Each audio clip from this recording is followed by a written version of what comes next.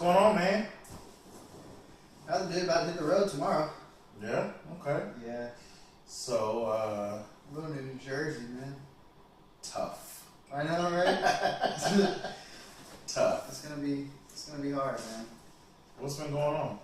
I don't know, man. Well, I mean, I've been on the bench for my last rotation, and I'm just kind of worried that everybody is always talking about like the East Coast, and especially like up north, like it's gonna be so much more difficult, and I don't know. Like I know that I can probably figure it out, like make it work or whatever. But like I'm just really struggling on figuring out like how I'm gonna go about doing that.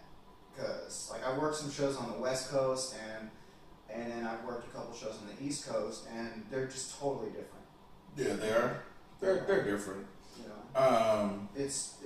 And I've never been up that north, and like I said, I'm not trying to listen to like all the negative stuff, and really pay attention to it, but it's like an overwhelming majority of people talking about, how, especially when you get past like wherever up there up north, like New Jersey, like, I mean, Yeah. I don't know, I might as well be in China trying to sell it.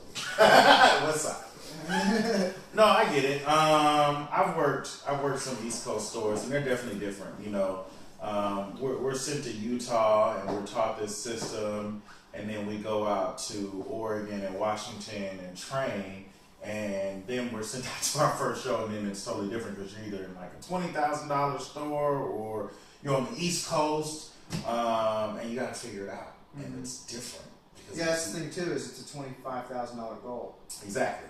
I mean, I was coming off of like $40,000 stores, and then, like I said, just whatever happened in my last time, and then I was on the bench, and now, I kind of got to work my way back up. And not only am I on the East Coast, I'm on $25,000 store. Right, exactly. So it's going to be tough. I mean, you're going to have less people. You're going to have nobody talking about, I've seen a trader before or whatever. So I worked those shows. I worked Virginia.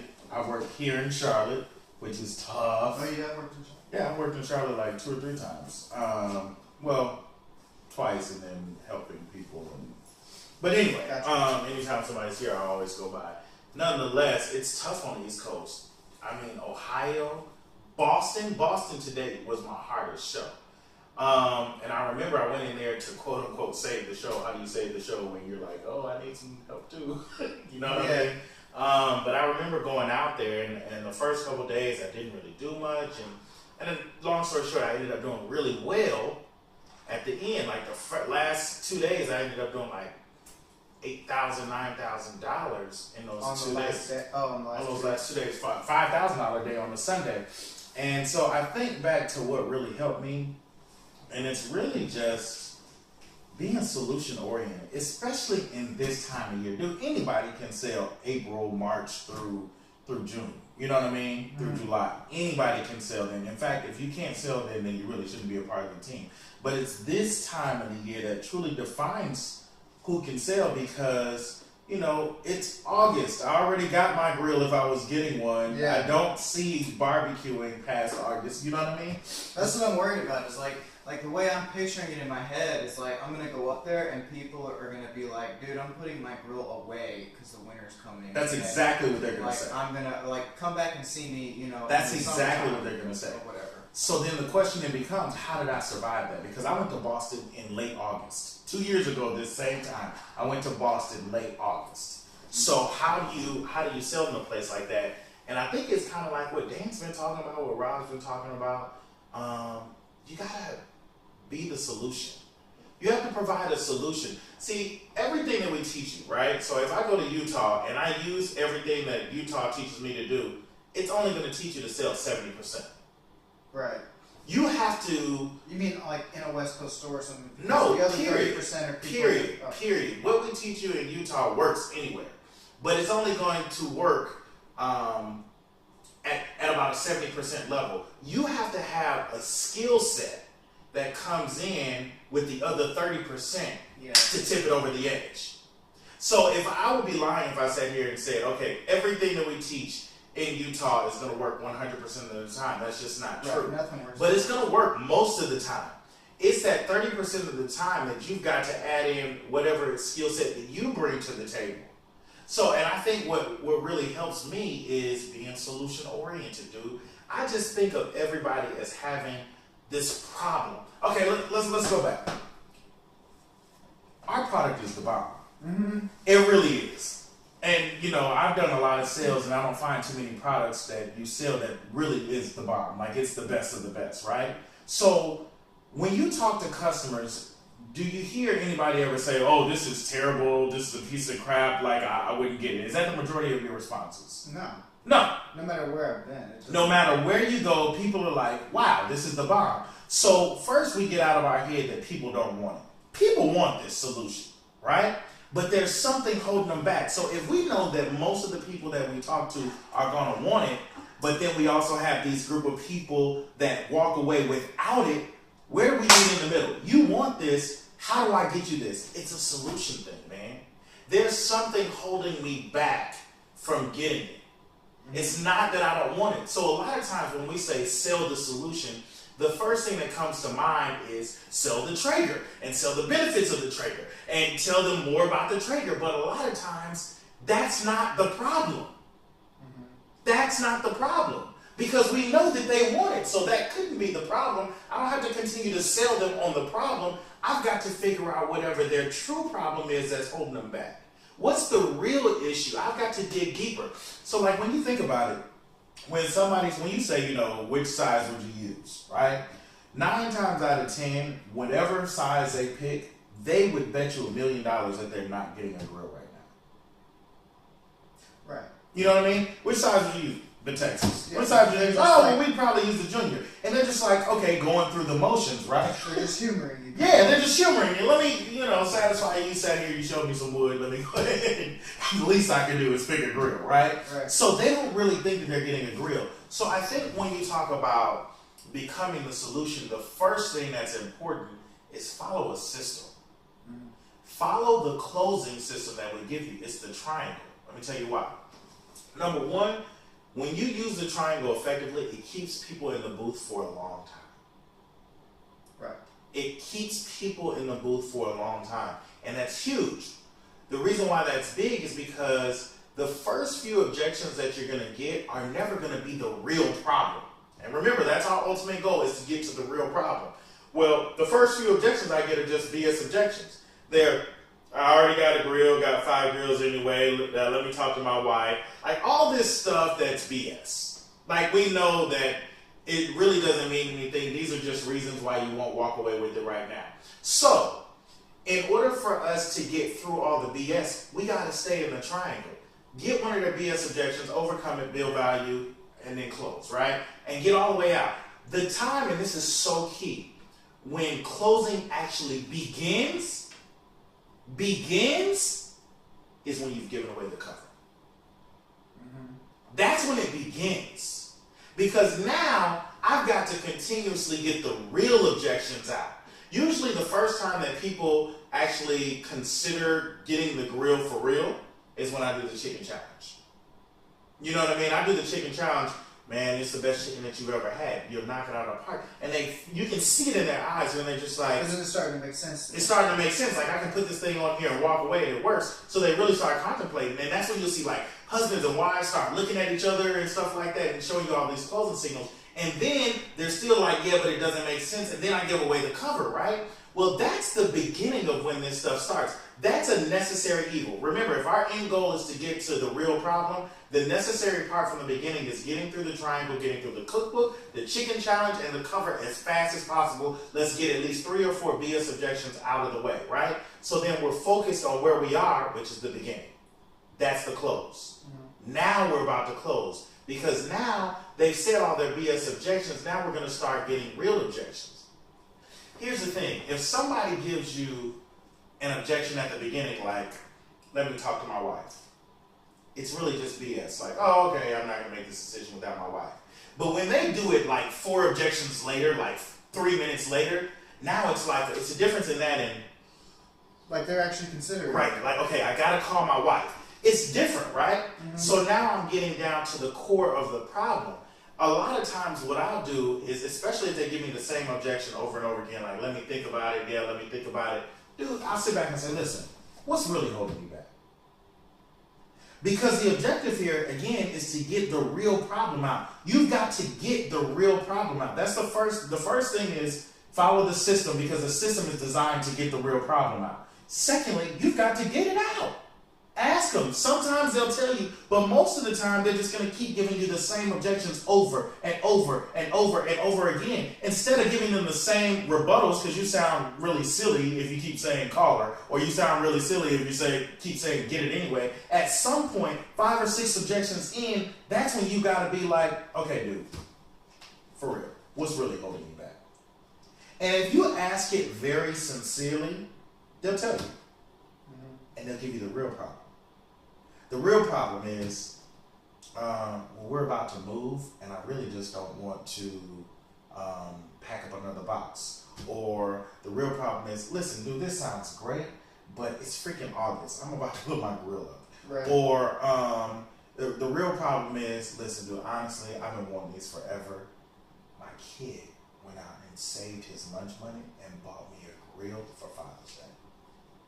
I've actually got, well, not that exact one, but I've got. But you got similar. They're like, oh, I got a nice ass grill for like a wedding present or something, and they're like, I don't want to do that to my family members. Exactly. Get rid of it or something like that, you know. Now, it just wouldn't be right for me to do that. As much as we see that as like, that's not really a big issue, it's a big issue to them. Whatever issue that they tell you is a big issue to them. It's and legit. regardless, it's the thing separating them from wanting the grill and taking it home versus not taking it home. Right.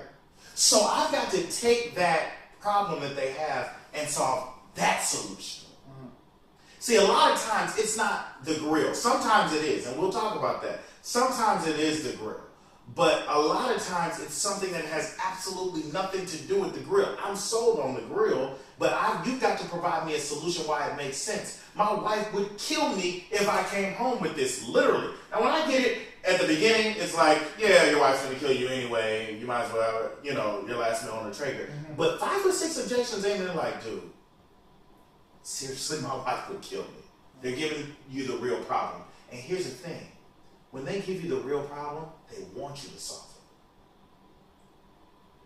it. They want you to solve it. Yeah, it's like you're asking me for help almost. Yeah. Give me a reason why I should get this grill, but this is what's holding me back. So if you treat them like they're an idiot, or you treat them like their objection isn't of value, then they're going to walk away. Mm-hmm. What you have to do is take more of a consultative approach, like, okay, that makes sense. Well, why don't you do this? And solve their problems. That's what we mean when we say be the solution to their problems. This solves all of their cooking needs. This solves everything that they're going to need, with outdoor solution. But there's something holding them back from walking away with the grill, and that's what we have to solve. Like, for example, I'm going to give you some objections, and I want you to give me solutions. Okay.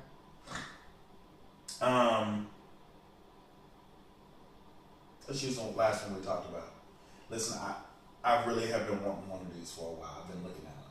But the problem is my kid, he saved up his lunch money to get me this grill that he got me this past Father's Day. So I'm just going to wait till that one runs out, and then I get a Traeger.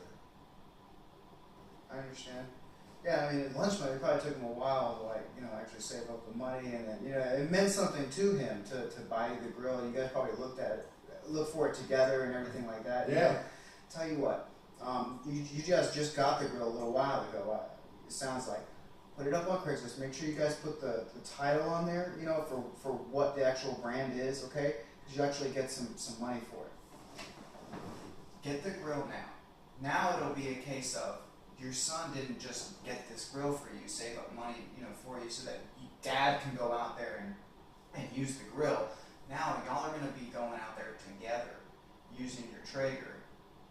I mean, besides the fact that you're going to be having the best food that you've ever had, right? Use that money. Get your son something in return. You're going to get the money back for the grill. Get your son something. Something that he likes. He went ahead and I mean, That's a pretty cool 10-year-old for somebody who's gonna go ahead. But that grill was $300. This is $800. I understand. So I'm only getting $300 back. I understand completely. What I was finding with myself when I had like a propane grill, okay, and it was the same thing. It was like a $300 grill, you know, nothing like super expensive, you know. I was spending so much time every time I used it. I was spending so much time actually using the grill and standing in front of it and making sure that. Probably somebody from Trader. All right, go ahead. Well, I was just saying, I was spending so much time using the grill away from my family and not spending time with them while I'm trying to cook dinner every single time. You know, I mean, yeah, it's $300, right? And you were looking at the Texas. You're boring me. Okay, so you're not solving my problem. And it's taking you a long time to not solve my problem. Mm-hmm. So I'm just going to walk away, right? But that's what we run into. Mm-hmm. I kind of liked where you were going with it at first. But remember that your solution has to be quick. It's got to be to the point. Right. And the main thing is it has to make sense. Mm-hmm. It's got to make sense. Mm-hmm. So hit me with the same thing. The same objection? Same objection. Yeah, man, I mean, this grill sounds really good and all and everything. Like, I really like it. But, you know, my son, like, he saved up a long time with his lunch money and everything, and he bought me a grill for Father's Day. Wow. You know, and, like, I don't want to do that to him. No, I know that makes sense. You know, the thing I love about kids is that they work so hard to get you what they want. They want you to be happy. Mm-hmm. You know what I mean? And here's the thing. You've already said this is the grill that you want. This is what makes you happy. So I think there would be nothing that makes your son happier than to get exactly what you want. On top of that, you guys can go and grill together. Now you're doing the same things together. You know what I mean? Put that sucker on Craigslist. At least get some money for it. And then get you what he really wants you to have, which is what you want. Plus, the thing I like about it is you don't clean up. I mean, all the fat, grease, and oil, it just goes in the bucket. And if you get it right now, just to try it out, I'll throw in all that stuff for free. Okay, so tell me what you saw that was different about how I handled that objection and how you handled it. Basically, I kind of just went on and on and on and didn't necessarily address the actual problem that the guy gave me. You know? Right, you were trying to build the solution of the grill. Right. Like, yeah, but you guys can do all of this with it and all this. They don't care about that. I want the grill. I want the grill. I'm sold. Right. The thing that's holding me back is I don't want to hurt my kid. Right. That's my problem. Mm-hmm. So I've got to focus on the problem. Once again, that has nothing to do with Trader. Mm-hmm. Anything else that you notice about my rebuttal? You also made sure you stayed in the triangle. You overcame the objection, you built some value, and then you also made sure to close. Yes, objections out. I got you. So all in all, there's a few steps, right? Number one, stay in the triangle. That's going to get all the BS objections out. You have to get the BS objections out. Second thing is identify what the real problem is. That's not going to come until 5, 6, maybe 7 objections in. Yeah. Excuse me. And then once you've identified what the real issue is, you have to solve that real issue. And a lot of times it has nothing to do with the Trader. It has nothing to do with what this, oh, well, you can do all this stuff with it. I know that. I already want the grill. This is just what's holding me back. But then the last thing is this. Once you've solved it and it makes sense, you got to go back to the triangle. See, a lot of times what we think is if I just keep on talking and I keep on, we love to hear ourselves talk. If I keep on talking and solve their problem, then they're going to say, yeah, give me the grill. And that's never going to happen. You've got to solve their problem, get one of these from them, but then you've got to build value again, and then you've got to close. Because the close is the only way that they'll say yes. And if you did it now, I'll just throw it all in for free. And they'll say, okay. But the reason why they'll say okay is because you've solved their real issue, you've built value, and then you've asked them to buy again. Let's try another one.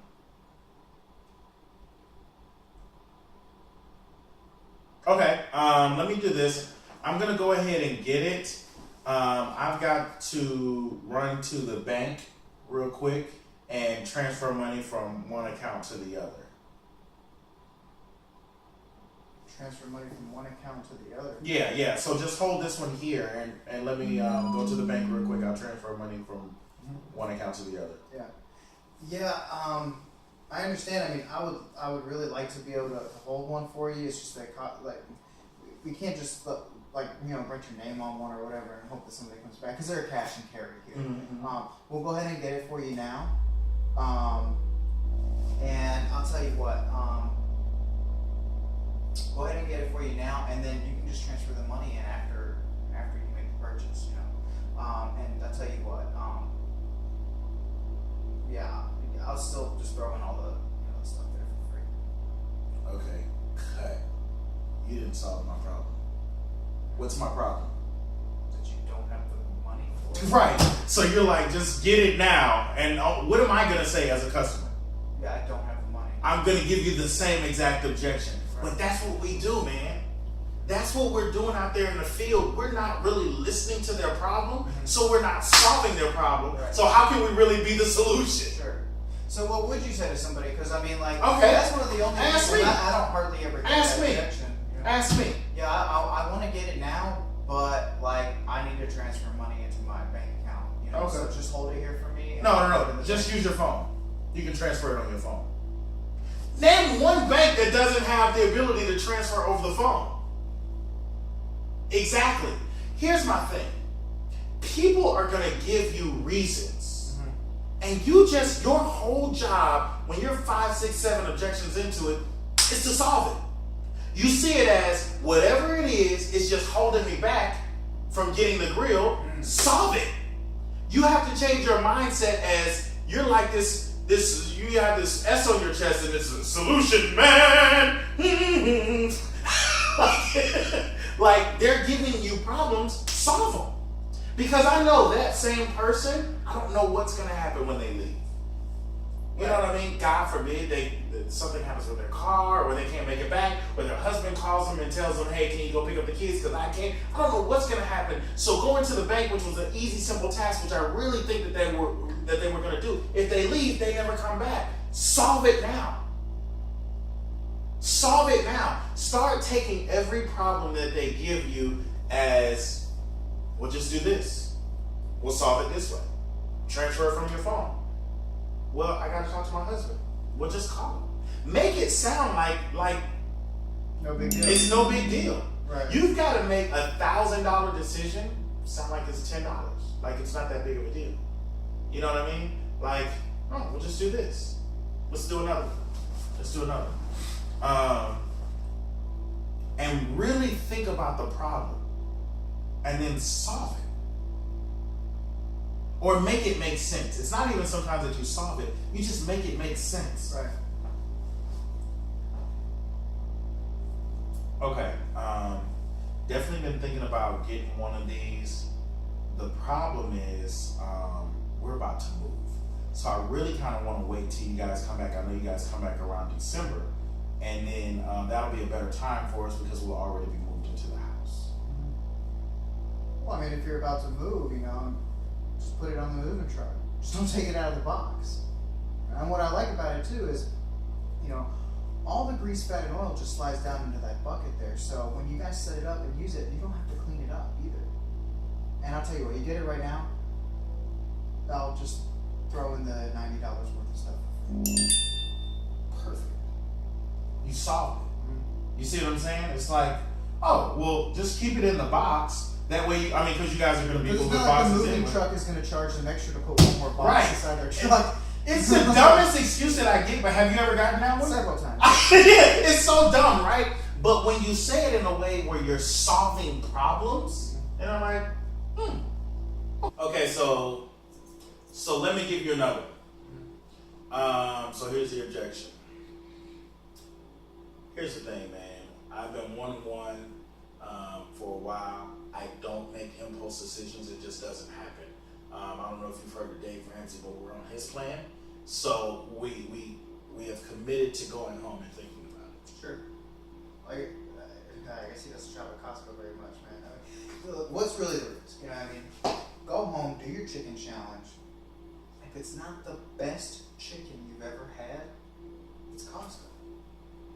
And what I like about it too is all the grease, fat, and oil just slides out into the bucket, so you never have to clean anything up. And you get it now, just throw it all in for free. Okay, see, but here's the thing. You're still not solving my problem.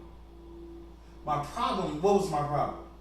The problem is you don't make impulse decisions. What did you say that makes me want to make an impulse decision? I guess the only thing that came close was you were at Costco. Right. And let's not even hone in on that. Like, you've got to you've identified the problem and truly solve it. So now you give me the objection. Okay.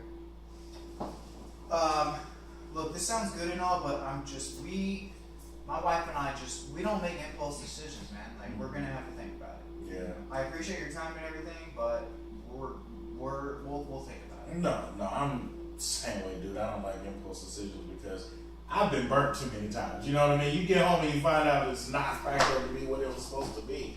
I mean, but that's the beauty of shopping at Costco. Like, seriously, what have you ever bought here that wasn't the best of the best of all?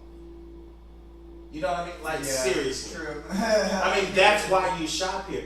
Plus, the thing I like about it, don't believe me, they pay me really good money to tell you that it's good. Take the chicken challenge, man. Go home, put a whole chicken on there tonight. If it's seriously not the best chicken that you've ever had, you have no risk, like, at all. But it will be, and that's why you shop at Costco.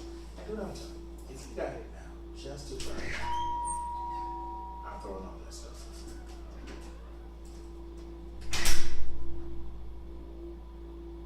What was the difference? The difference was that, like, you really identified the fact that, okay, so the reason that they don't make impulse decisions is because they're afraid that, they're going to get screwed over or whatever. Right. They're not comfortable with their decision. Right. So you really, kind of hit it home with them that, like, sure, it's an impulse decision. Like, yeah, duh, it is, of course. But you're safe making that impulse decision here at Costco, and that's why Traeger is so great. That's exactly right. So, what is maybe an objection that you run into?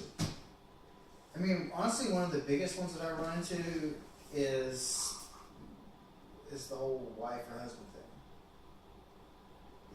Not even like I don't make impulse decisions or we don't make. It's just I gotta call my wife or I gotta talk to my wife. She's gonna kill me if I bring this home. So we're 5 or 6 of not early on. No, yeah. We're 5 or 6 objections in, and they really want it, and it's like. It's just like, yeah, I really want to. This sounds really awesome. Like I really want to use this, but like I gotta go home and talk to my wife. So let me give it to you. Let's see how you handle it. Here's the thing, dude. This is I've been looking at this. This is definitely something that I need. Let me do this. I have to talk to my wife. We just don't make decisions like this. Yeah. I mean, she'd kill me. Mm. So let me talk to her, and I'll get back with you guys. How long are you guys here? That's kind of we're here till the girls are gone. And I get it. Like I used to be married. Like my wife would have killed me. Like I get it. Like she would have killed me if I brought a $1,000 grill home. Until she had the food on it though. Until she tasted that chicken, and it was the best chicken that she ever had. Get the grill now. Just go home, put a whole chicken on there, turn it on high for an hour and 10 minutes. Do it with your wife. When y'all have, if it's not the best chicken that you've ever had, I mean, there's no risk. We're at Costco. And I tell you what, you get it now, like just to try it out with the wife. I'll just throw in the $100 worth of stuff for free. Exactly. That's much better because you're focusing in on what my problem is, and then you solved it. You didn't tell me what most sales reps were telling me, like, oh, well, just get it anyway, or she's going to kill you. Once we're deep into it, those objections that we give you in Utah are great 5 or 6 objections in. When somebody's giving you those real objections, you've got to identify with them. And you did. You're like, this is how it was when I had a wife. I get it, she's going to kill you until she tastes the chicken. That makes it make sense. And then I'd probably even throw in something like, dude, if you really want to give her the fuel to make a good decision, she's got to have it in front of her to know what she's either getting or missing out on. You know what I mean? Make it make sense. I mean, you see how you just did that? Because it makes sense, right? You have to continuously take their problems and just make those things make sense. Yeah. And a lot of that has to do with the delivery. I mean, I could write down every objection that I do, or Jamie Beard does, or Chris Rydell does, or Steve, you know what I mean? But that's not going to help you. You've got to deliver it in a way that makes sense. And I got to do it in a way that Dan does it. In the way that Dan does it. Because Right. I'm me, Chris Rydell is Chris, you're you. Yeah, whoever. Yeah, exactly. And so, yeah, okay. Does that make sense? Yeah. So those are the issues that, like, those are solutions that don't have to deal with the grill. You know what I mean? Like, those are like real life issues or something that you've got to become the solution. And the key is whatever they say, you just attack it and take it over, right? I gotta go to the bank. Will you transfer it from your phone? Well, I need money out of the ATM. There's an ATM up there. I gotta walk around. What's the difference in now and what's the difference in 5 minutes from now? You just, I know, Harry, then you gotta think about it like this. If I gave you $1 million to sell a grill, there's not one excuse that they could give me that you wouldn't figure out. You would solve their problem. It doesn't matter what they say. You'd be like, we'll do this. We'll do this. That's the mentality that you have to have if you're really going to solve problems.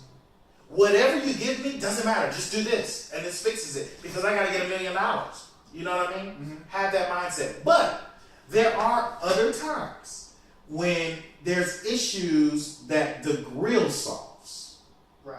Right? So, like, we're talking about issues now that the grill doesn't solve. You know what I mean? Like life issues and stuff like that. There are times when there are issues that the grill solves. So, like, if somebody's saying, you know, I've got a lot of grills already, or if somebody's like, you know, I've been looking for a smoker, or somebody's like, you know, I just bought a grill. It doesn't do all of these things. Like, those are things that this grill, talking about that grill will actually solve those problems. Even I can't afford it.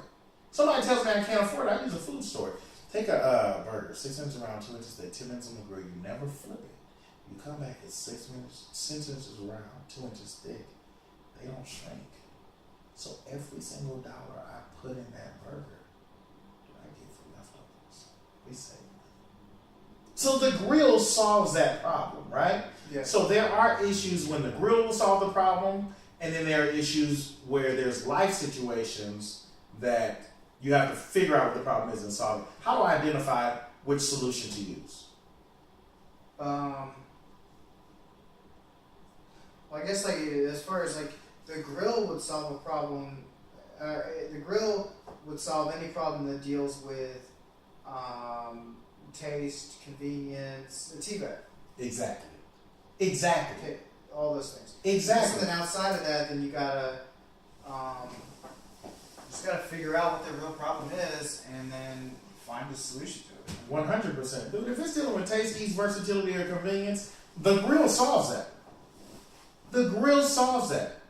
And so in review, let's talk about the steps. What's the first step to solving problems? To becoming the solution, providing a solution? You gotta start with a triangle. Until where? Why do you start with the triangle? What do you mean by that? Okay, so you've got to, well, you gotta, first of all, in order to identify the problem, like, you're not gonna identify what the real problem is until, like, you've already gone through the triangle and closed them, like, 4 or 5 times. Exactly. 100%. So you're using that triangle to get all the BS objections out of the way. Oh, sure, yeah. You know what I mean? Yeah. And you're using it to keep them in there. So the closing doesn't start until when? Until you've already closed them and gotten the BS out of the Specifically way. where? Well, once you've given the cover away. That's it. That's the beginning of the close. I expect a customer when I sell them to give me 10 objections, especially if I'm in a tough territory. If I'm at the cover, I'm only 3 objections in. I got 7 more to go. So the idea that they're gonna buy it, you know, after I've just given the cover away is crazy to me. You still got a lot of objections. That's the beginning. So you start with the triangle. Step 2 is once I'm at that triangle, I got to identify what their real issue is, which isn't going to come out until objection number 7 or 8. You know what I mean? I'm identifying what is your real issue. When I do that, it's either going to be the grill that can solve their problem, or they have a real roadblock in their life that's stopping them from getting. Either way it is, I'm either going to build more value or I'm going to solve their problem. Yeah. Once I solve their problem, what's the last step? Go back to the triangle. You got to go back to the triangle. A lot of times what we're doing is we're solving their problem, but we shut up. So what happens is they give us another problem. You've got to take that problem, solve it in a way that makes sense, where they're just like, and then immediately build value and close again, because you're closing them at the height of impulse. Dude, I guarantee you, if you do that 3-step process right there, through August, September, October, which are the toughest months, if I'm on the East Coast, if I'm on the West Coast, if I'm in the North, if I'm in the South, I'm using a process that's good. See, a lot of times people are like, oh, Dre's good. Dre's not good. Dre believes in the system. And I allow this process to sell the grill for me. I don't have, that takes so much pressure off of me. I don't have to sell the grill. I allow this process to sell the grill for me. You don't deviate from the system. I don't deviate from the system. Now there is that 20-30% when my salesmanship has to come in, but that's slim. Most of the time, that's a slim chance. Most of the time, if you follow this system, it's gonna work. It's gonna work. So I hope that helps. It does, man. Yeah? Yeah. Awesome. Sweet, dude. Kill it this week, brother. I will. Alright. Fucking dipshit.